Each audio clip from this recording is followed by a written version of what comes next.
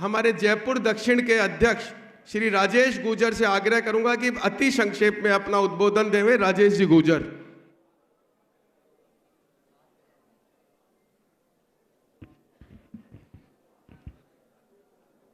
बोलो भारत माता की। मजा नहीं है या देश के चाणक्य राजस्थान की जयपुर इस नगरी में आ रहे हैं, उनके स्वागत के लिए दोनों मुट्ठी बंद करके बोलेंगे और जोर से बोलेंगे। एयरपोर्ट तक उनके पास आवाज जानी चाहिए कि यहाँ प्रबुद्ध जन इकट्ठे हुए हैं। बोलो भारत माता की। पीछे से नहीं आई, ऊपर से आवाज नहीं आई, दोबारा बोलेंगे भारत माता की।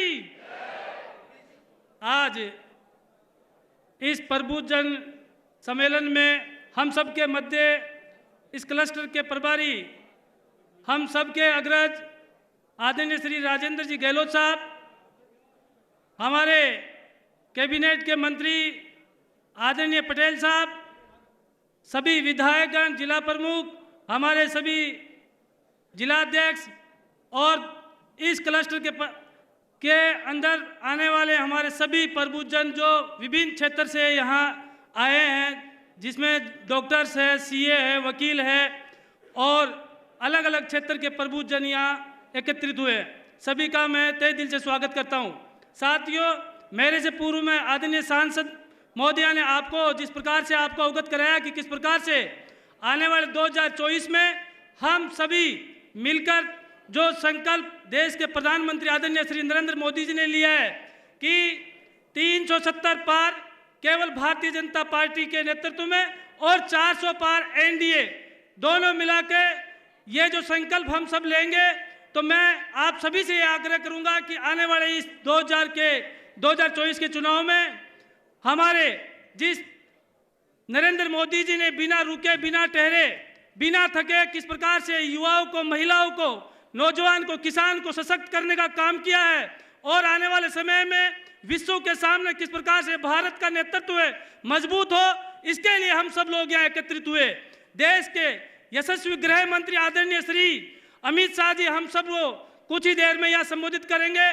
मैं आपसे बार बार ये आग्रह करूंगा कि जो भी मार्गदर्शन हम सबको आदरणीय अमित शाह जी से मिले, हम जाके उसको नीचे क्रियान्वित करके हमारे जो संकल्प को दोहराना है, यही आपसे आग्रह करूंगा। और आपसे ये कहूंगा कि आप 2024 के चुनाव में जब आप जाएं तो आप उन सब लोगों से पूछना कि किस प्रकार से 10 साल के अंदर हमारे देश के यशस्वी प्रधानमंत्री नरेंद्र मोदी जी ने धारा 370 हटाई, राम मंदिर बनाया, हमारे युवाओं को सशक्त किया, किसान को मजबूत किया, हमारे देश की सीमाओं को मजबूत करने का काम किया है। ये आप उन सब लोगों से पूछना और उनसे ये भी पूछना कि किस प्रकार से 60 साल में इस कांग्रेस ने देश को खोखला करने का काम किया है, चाहे घोटालों के नाम पे, चाहे परिवारवाद के नाम पे, चाहे अलगाववाद के नाम पे, चाहे उग्रवाद के नाम पे, इन सबको उखाड़ फेंकने का संकल्प हमारे देश के प्रधानमंत्री नरेंद्र मोदी जी ने लिया है। इसलिए दोनों मुट्ठी बंद करके बोलेंगे भारत माता की,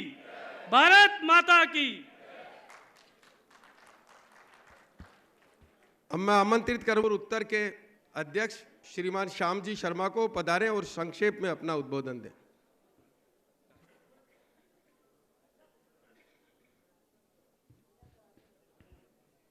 भारत माता की। आवाज नहीं आ रही है। भारत माता की। आज इस गरिमापूर्ण प्रबुद्ध जन सम्मेलन में मंचासीन हमारे वरिष्ठ जन, सम्मानीय मंच और जयपुर शहर, जयपुर देहात से विभिन्न क्षेत्रों से अपने क्षेत्र में यशस्वी कार्य कर रहे जो भी प्रबुद्ध जन हैं, उन सबको का अभिनंदन करता हूं, सम्मान करता हूं। बंधुओं, आज हम सभी के समक्ष देश ही नहीं, विश्व की एक बहुत बड़ी प्रज्ञा, उनको एक व्यक्ति का ना एक संक्षिप्त परिचय है। मैं कहना चाहूँगा कि वो प्रज्ञा है जिस प्रज्ञा ने न केवल भारत को बल्कि पूरे विश्व को प्रकाशमान किया है। और जब से आदरणीय मोदी जी ने सत्ता संभाली है या सरकार बनी है, निश्चित रूप से देश की जो प्रज्ञा है, जिसको पिछले 70 साल में दबाया गया, उस देश की प्रज्ञा ने सत्ता संभाली है। और जितने भी कार्य हो रहे हैं निश्चित रूप से वो कार्य जो भारत की आत्मा के कार्य हैं, चाहे वो आर्थिक नीति में भारत की आत्मा की जो आवाज़ थी, चाहे जन कल्याण में जो भारत की आत्मा की आवाज़ थी, चाहे शिक्षा में जो भारत की आत्मा की आवाज़ थी, उन्हीं आत्मा की आवाज़ के अनुसार भारत की सनातन संस्कृति के अनुसार कार्य हो रहे हैं। निश्चित रूप से अभी जो राष्ट्रीय अधिवेशन हुआ, उस राष्ट्रीय अधिवेशन में देश के यशस्वी प्रधानमंत्री जी ने जो उद्बोधन दिया है और जो कार्य हमें बताया है, मैं दावे के साथ कहता हूं, आने वाले समय में पूरे विश्व का नेतृत्व भारत के हाथों में आने वाला है। और भारत के हाथों में नेतृत्व आने वाला है, इसका औचित्य ये नहीं है कि हम विश्व पे राज करने वाले हैं। इसका औचित्य ये है कि जो सर्वधर्म संभाव, जो सर्वे भवन्तु सुखिनः, जो सबको निरोगी रखने की भावना, जो भारत की श्रेष्ठ परंपराएं हैं, उन परंपराओं के कारण से जो विश्व के अंदर अलगाववाद है, आतंकवाद है, युद्ध है, उसको समाप्त करने का जो माध्यम है वो केवल सनातन धर्म और ये भारत की विचारधारा है।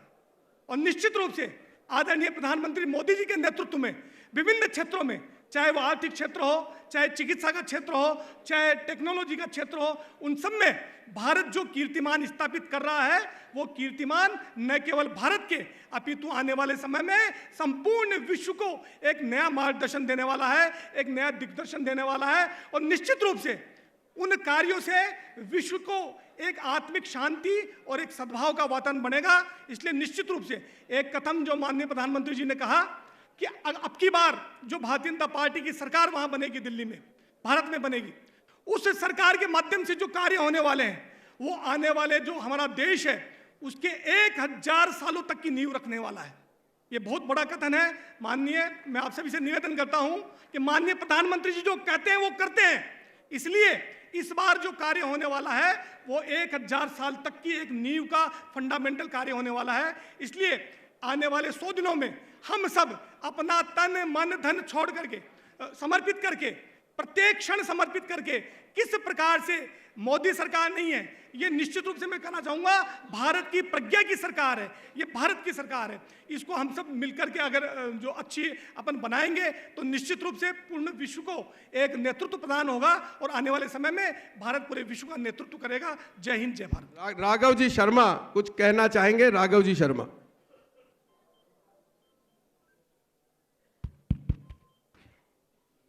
भारत माता की, नारा जोर से बोलना है, भारत माता की, भारतीय जनता पार्टी जिंदाबाद,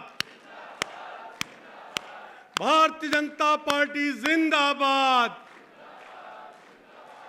ताली सब बजाएं, जिनके हाथ में छाले हैं वो नहीं बजाएं भले ही, या मुंह में छाले हैं वो नहीं बोले। भारतीय जनता पार्टी जिंदाबाद, बीजेपी जिंदाबाद, बीजेपी मतदाता की, अरे बीजेपी मतदाता की, बीजेपी मतदाता की। आज के कार्यक्रम में उपस्थित मंचासीन हमारे नेतागण, प्रबुद्ध जन वर्ग के जयपुर शहर क्लस्टर से पधारे सभी सम्माननीय अतिथियों का हृदय से अभिनंदन करता हूं, उनको नमन करता हूं। और पंक्तियों में कहना चाहूंगा, श्री गणेश मैं करूं राष्ट्र के वंदन से, वंदे मातरम के ज्योतिर्मय अभिनंदन से, लिए भावना भव्य राष्ट्र का वंदन करता हूं। आप सभी का मित्रों मैं अभिनंदन करता हूं। अब जैसा कि बता रहे थे कि मोदी जी ने ये किया और मोदी जी ने ये किया, मैं केवल 2 लाइनों में कहना चाहूंगा, कुछ पार्टियों के झंडे में चांद है, लेकिन मोदी जी ने कश्मीर और चांद पे तिरंगा फहरा दिया। इससे बड़ा काम दूसरा नहीं हो सकता। इसीलिए मोदी जी में 70% पॉपुलैरिटी है। लोग बाग कहते हैं मोदी जी में ऐसी कोई चमत्कारिक शक्ति है जो इस देश को, जैसा सौम्या जी कह रही थी, विश्व गुरु बनाने के लिए अग्रसित कर रही है। जिन्होंने हमको इतने साल गुलाम रखा, उनको पछाड़कर हम 5वीं इकोनॉमी बने, तो मैं कह सकता हूं कि अटल जी और मोदी जी ऐसे व्यक्ति थे जिन्होंने इस देश को नई दिशा और दशा दी है।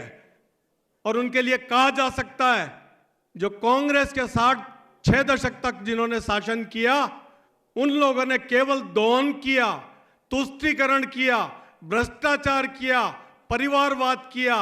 मोदी जी ने इतिहास रचा है।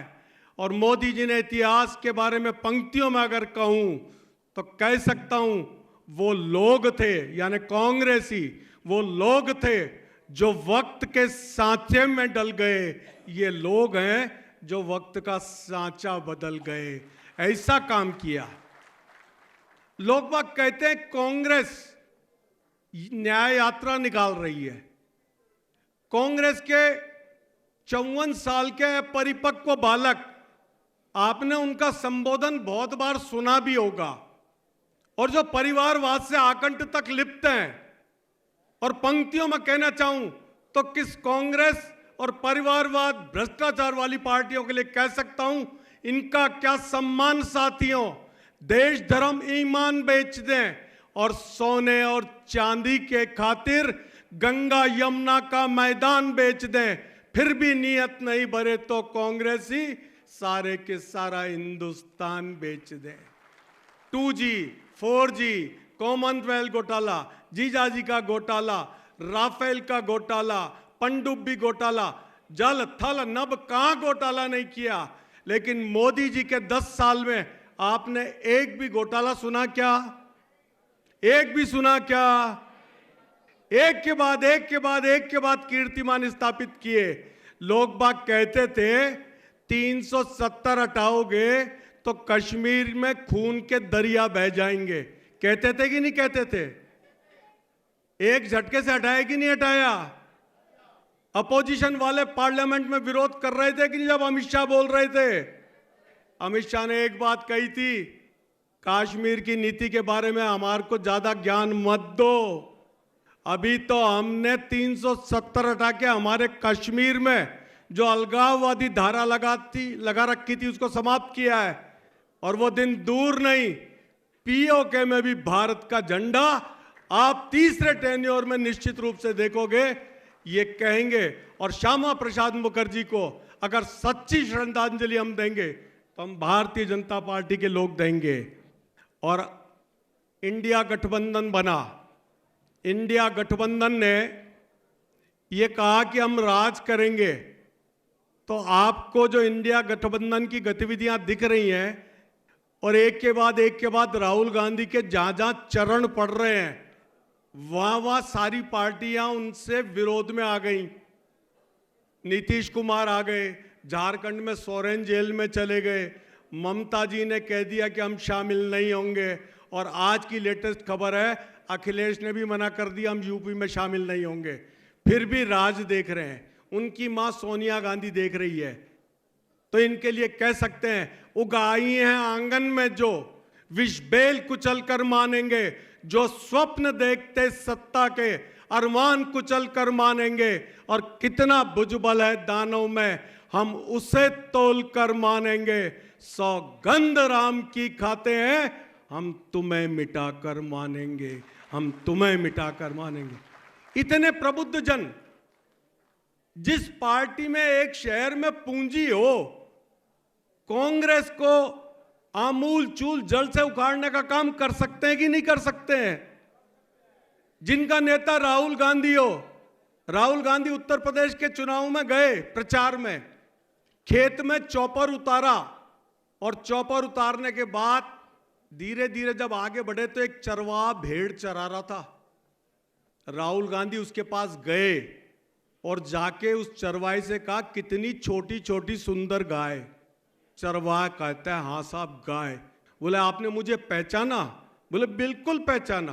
बोले कैसे पहचाना? जो बोले भेड़ को गाय बता सकता है वो राहुल गांधी के अलावा दूसरा कौन सा हो सकता है। और एक तरफ कर्मयोगी नरेंद्र मोदी, आपने 10 साल में एक बार भी देखा क्या? बीमार पड़े, छुट्टी ली, अवकाश लिया, 18-18 घंटे काम करके हमको प्रेरणा देते हैं कार्यकर्ताओं को।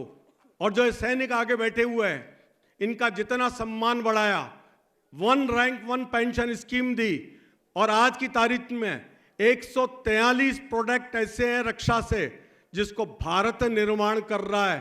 हम तेजस भी एक्सपोर्ट कर रहे हैं, हम ब्रह्मोस भी एक्सपोर्ट कर रहे हैं। और ये जो अधिकारी आए हैं, ये केवल इतना ही चाहते हैं कि जिस दिन 15 जनवरी और 26 जनवरी मनाओ, 15 अगस्त और 26 जनवरी, उस दिन उन शहीदों को जरूर याद करो, उन वतन पे मिटने वालों को याद करो। और उनके लिए पंक्तियां हैं शहीदों की अर्थी, उठे धूम से, देश वालों तुम आंसू बहाना नहीं, पर मनाओ आजाद भारत का दिन, उस घड़ी इन्हें भूल जाना नहीं।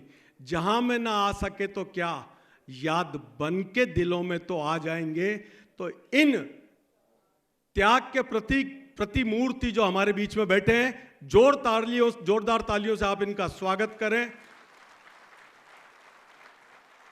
ये घर पे भी जब जाते हैं मोर्चे पे लड़ने, तो एक ही बात कह के जाते हैं, हम सर कटवाने सरहद पर बनकर दीवाने निकल पड़े, आप हमारी यादों में केवल मेले जुटवा लेना, हम सरहद के खातिर सरहद पर जान लुटा देंगे, आप देह उठाने के खातिर कंधे मजबूत बना लेना, कंधे मजबूत बना लेना।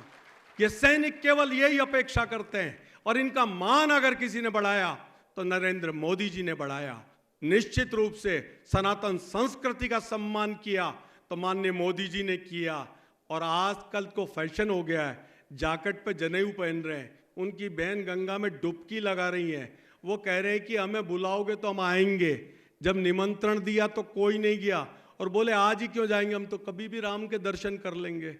जो राम का सेतु और राम के अस्तित्व को नकार चुके, वो लोग किस मुंह से राम के दरबार में जाएंगे। आप सब लोग पधारे और बेसब्री से जिनका इंतजार है एयरपोर्ट पे उतर चुके हैं और कुछ ही क्षणों में हमारे मध्य आ जाएंगे। जब तक आपने बोलने का मौका दिया उसके लिए आपका हृदय से आभार। अंत में इतना कहते हुए अपनी वाणी को विराम देता हूं। कदम कदम मिलाए जा, खुशी के गीत गाए जा, ये जिंदगी कौम की, तू कौम पे लुटाए जा। जय हिंद, जय भारत। स्वागत करें, अभिनंदन करें। एक बार स्वागत है भाई, स्वागत है, स्वागत है भाई, स्वागत है, स्वागत है भाई, स्वागत है, स्वागत है भाई, स्वागत है। मैं हमारे देश के यशस्वी गृह मंत्री, हमारे प्रदेश के माननीय मुख्यमंत्री और हमारे माननीय प्रदेश के अध्यक्ष और हमारे माननीय उप मुख्यमंत्री से आग्रह करूंगा कि दीप प्रज्वलन कर इस कार्यक्रम का विधिवत प्रारंभ करें। आदरणीय हमारे देश के यशस्वी गृह मंत्री जी।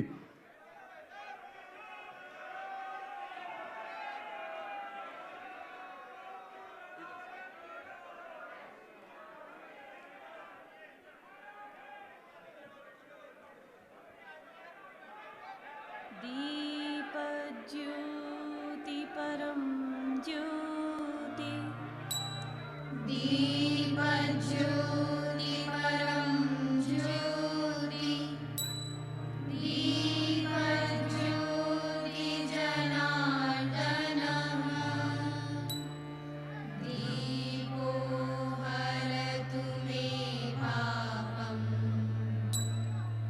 दीपज्योति नमोस्तुते, शुभं करोतु कल्याणम्, आरोग्यं सुख संपदः, द्वेष। एक बार जोरदार तालियां बजाकर हमारे यशस्वी गृह मंत्री जी का स्वागत करें, अभिनंदन करें। एक बार मैं आप सभी से आग्रह करूंगा कि अपने स्थान पर हमारे राष्ट्रीय गीत वंदे मातरम के लिए अपने अपने स्थान पर खड़े हो जाएं। ब्रह्मज्योति नमोस्तुते, राष्ट्रीय गीत वंदे मातरम। वन्दे मातरम्, वन्दे मातरम्, सुजलां शीतला सस्यश्यामला मातरं वन्दे मातरम् शुभ्रज्योत्स्ना पुलकितयामिनी पुल्लकुसुमित द्रुमदलशोभिनी सुहासिनी सुमधुरभाषिणी सुखदां वरदां मातरं वन्दे मातरम् वन्दे मातरम् भारत माता की।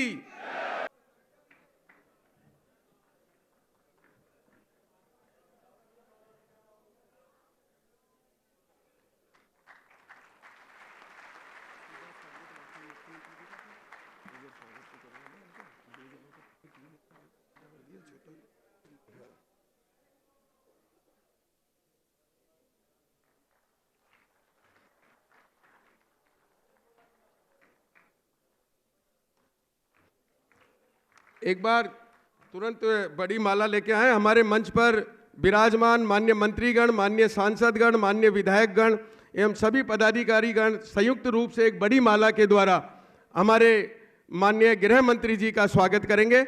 कृपया करके शीघ्र स्वागत के लिए तैयार रहें।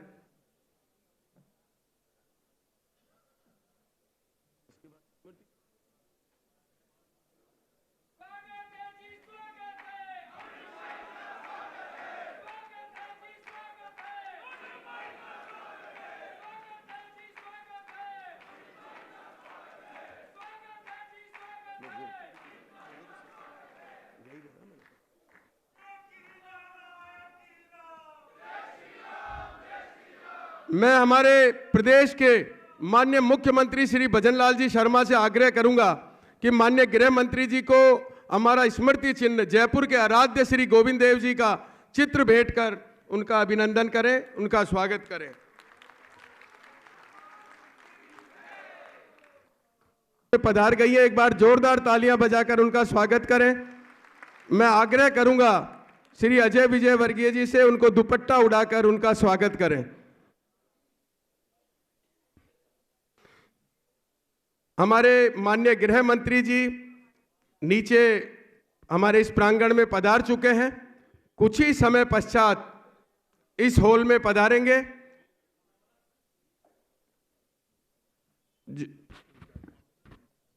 हमारे मध्य हमारे प्रदेश के उपाध्यक्ष श्री मुकेश जी दादीज भी पधारे हैं। मैं राजन सिंह जी से आग्रह करूंगा कि उनका दुपट्टा उड़ाकर उनका स्वागत करें।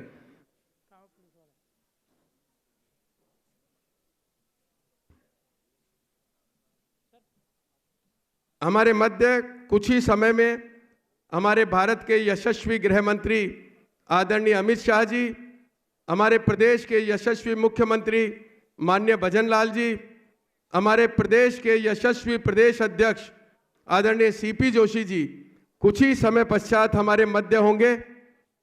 एक बार जो सामने कार्यकर्ता है उनसे आग्रह करूंगा, ये सामने वाला गेट भी एक बार जो अंदर आना चाहे उनको अंदर ले लें और उसके बाद ये गेट भी बंद कर दें। हमारे मध्य हमारे राजस्थान सरकार के मंत्री आदरणीय किरोड़ी लाल जी मीणा पधार गए हैं, उनका भी हार्दिक स्वागत करें, अभिनंदन करें। मैं अजय विजय वर्गीय जी से आग्रह करूंगा कि उनको दुपट्टा पहनाकर उनका स्वागत करें, अभिनंदन करें। हमारे मध्य राजस्थान सरकार में मंत्री राज्यवर्धन सिंह जी राठौड़ भी पधार गए हैं। मैं मनीष जी से आग्रह करूंगा कि उनको दुपट्टा पहनाकर उनका स्वागत करें, अभिनंदन करें। राजन सिंह जी पहना दें उनको। एक बार सब जोर से नारा लगाएंगे, भारत माता की, भारत माता की। मैं अब